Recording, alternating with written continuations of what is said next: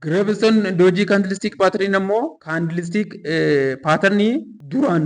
piraayisiin gara buulishii irra ture yookaan immoo aap tirendii irra ture tokko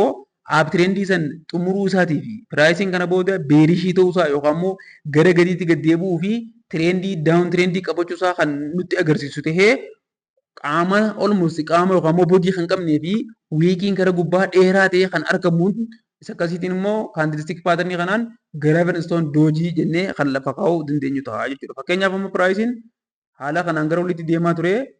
naannoo wayiitti yooniif reezistans zoonii eega ergatee booda wiikii dheeraa gara gadiitii fi boodii kan qabne gara gadiitti yoo bifa kanaatiin qarqamtu taate bakka kanarra seelii seennee istooppii solloosii kaandilii san gubbaa kaa'uun teek piroofitii immoo gara gadiitti kii leevelii tokko kii leevelii qabnu ilaallee achirratti teek piroofitii kaa'uun tireediin daawun tireendii akka nu barsiisuuf deemuu kan nu teessisuutiin kaandilstik paaternii akkasiitiin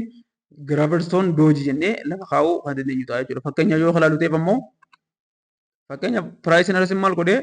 haala kanaan aptirendii irra ture erga aptirendii ture naannoo kanatti immoo kii sappoort zoonii erga deebatii booda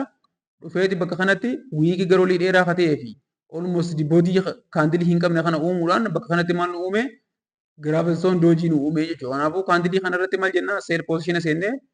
stooppiloosii keenya gubbaa kana kaa'uudhaan teek piroofitii kii leevelii fuuldura keenya kana jiru taargeet goonee bifa kanaatiin piraayisiin gara gadiitti akka nu deemu anticipation yookaan immoo tilmaama akkasii kana akka qabaannu taasisuun kaandilstik formeeshinii kaandilstii kanaatiin giraavenistoon doojii jennee kan lafa kaa'uu dandeenyu jechuudha. Fakkeenya biraatiin yoo fudhannu taateef immoo asitti piraayisiin maal godhee haala kanaatiin aptirendii irra ture naannoo kana eegee booda giraavenistoon doojii nu kenna jechuudha. Kana ta'uusaa maaliin beeknaa boodiin xiqqishoo akka kanaatu uumamee wiikiin gara olii dheeraan kun waan uumamteef bakka kanarratti seel poozishinan seennaa stooppiloosii keenya immoo bakka kana gubbaa keenyee teek piroofitii fakkeenyaaf naannoo kana maaltu jira feer vaaluu gaappuun takka naannoo kana waan jiru piraayisiin feer vaaluu gaappuu as jiru kana taap godhuuf waan gad deemu teek piroofitii waan keenya asirra keenyee teek piroofitii tuu immoo dhufnee naannoo kanatti illee tiipii tuu kana teek piroofitii tuu fudhannee piraayisiin kana booda asirraati gara gadiitti deemee teek piroofitii waanii fi teek piroofitii tuu nuti as keenya kana akka inni smaash nu godhuu danda'uun keenya kaandilstik formeeshinii nutti hime kanaan